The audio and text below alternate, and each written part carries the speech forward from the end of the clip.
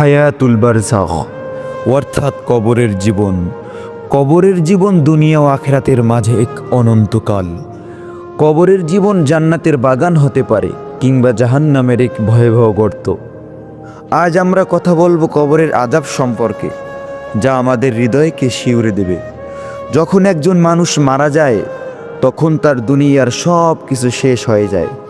তাকে গোসল করিয়ে কাফনে মুড়িয়ে কবরস্থানে শুয়ে দেওয়া হয়। তার প্রিয়জনেরা বিদায় জানিয়ে কবর ছেড়ে চলে যায়, আর তখন সে শোনে তার প্রিয়জনদের পায়ের শব্দ। এই পৃথিবীর সঙ্গে তার শেষ সংযোগ। এরপর শুরু হয় কবরের জীবন। তখন সেখানে আসে মুনকার ও নাকির নামের দুই ভয়ঙ্কর ফেরেশতা। তাদের চেহারা এতই ভীতিকর যে মৃত ব্যক্তি ভয়ে অজ্ঞান হয়ে পড়ে। তারা মৃত ব্যক্তির কাছে তিনটি প্রশ্ন করে: তোমার রব কে? তোমার দিন কি? তোমার নবী কে ছিলেন? যে ব্যক্তি জীবনে আল্লাহকে বিশ্বাস করেছে, ইসলামের আদেশ মেনে চলেছে এবং নবী মুহাম্মদ সাল্লাল্লাহু আলাইহি ওয়াসাল্লামের অনুসরণ করেছে, সেই কেবল উত্তর দিতে পারবে। তার জন্য কবর প্রশস্ত হয়ে যাবে এবং সেখানে জান্নাতের একটি জানালা খোলা হবে। কিন্তু যারা পাপের মধ্যে জীবন কাটিয়েছে, যারা আল্লাহর আদেশ অমান্য করেছে, তাদের জন্য কবর হয়ে উঠবে শাস্তির স্থান। গুনাহগারদের জন্য কবর হবে সংকুচিত, যেন তার শরীর চূর্ণ বিচূর্ণ হয়ে যায়। রাসূলুল্লাহ সাল্লাল্লাহু আলাইহি ওয়াসাল্লাম বলেছেন, যখন কোনো পাপী ব্যক্তি মারা যায় তখন কবর তাকে এমনভাবে চেপে ধরে যে তার পাঁজরের হাড় একে অপরের সঙ্গে মিশে যায়।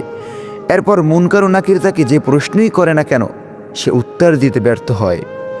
সে ভয়ে শুধু বলে, আমি জানি না। যখন মুনকার ও নাকির তার ব্যর্থতার সাক্ষী হন, তখন তারা লোহার চাবুক নিয়ে আসে। সেই চাবুক এত ভারী এবং ভয়ঙ্কর যে প্রতিটি আঘাতে কবর আগুনে পরিণত হয়। রাসূলুল্লাহ সাল্লাল্লাহু আলাইহি ওয়াসাল্লাম বলেছেন, যখন একজন পাপীকে আঘাত করা হয় তখন সেই আঘাতের শব্দ পৃথিবীর সব জীব শুনতে পায়, শুধু মানুষ ও জিন ব্যতীত। প্রতিটি আঘাত তার শরীরে প্রতিটি স্নায়ুকে জ্বালিয়ে দেয়। গুনাহগারদের জন্য কবর ধাউ ধাউ করে জ্বলে। কবরের মধ্যে আগুন ছড়িয়ে পড়ে এবং তাকে গ্রাস করে।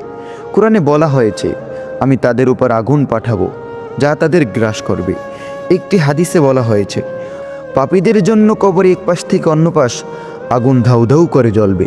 সেখানে কোনো শান্তি নেই, নেই কোনো মুক্তি। তারা আল্লাহর কাছে প্রার্থনা করবে, হে আল্লাহ, আমাকে মুক্তি দাও, আমাকে আরেকবার পৃথিবীতে পাঠাও।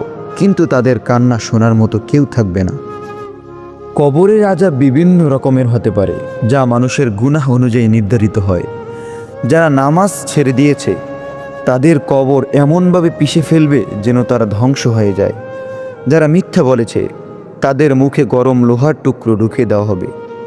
যারা অন্যের সম্পদ চুরি করেছে তাদের শরীর শিকলে বাঁধা হবে এবং কবরের মাটিতে টেনে নিয়ে যাওয়া হবে। যারা অপবিত্র অবস্থায় থাকত তাদের কবর ভরে উঠবে দুর্গন্ধ ও বিষাক্ত ধোঁয়ায়। কবরের এই ভয়ঙ্কর আযাব থেকে মুক্তি পেতে হলে আমাদের দুনিয়ায় কিছু আমল করতে হবে। নামাজ, আমাদের প্রতিনিয়ত 5 ওয়াক্ত নামাজ পড়তে হবে। সূরা মুলক, প্রতি রাতে সূরা মুলক তেলাওয়াত করতে হবে। তওবা, প্রতিদিন আল্লাহর কাছে ক্ষমা চাইলে তিনি আমাদেরকে মাফ করবেন। অন্যায় ও গুনাহ থেকে দূরে থাকতে হবে। হারাম কাজ বর্জন করতে হবে। প্রিয় ভাই ও বোনেরা, কবরের জীবন বাস্তব। কবরের আযাব এমন একটি সতর্ক বার্তা যা আমাদের আখিরাতের জন্য প্রস্তুত হতে বলে। আসুন আমরা আমাদের আমল ভালো করি এবং পাপ থেকে দূরে থাকি এবং আল্লাহর পথে চলি। আল্লাহ আমাদের সবাইকে কবরের ভয়াবহ আযাব থেকে রক্ষা করুন, আমিন।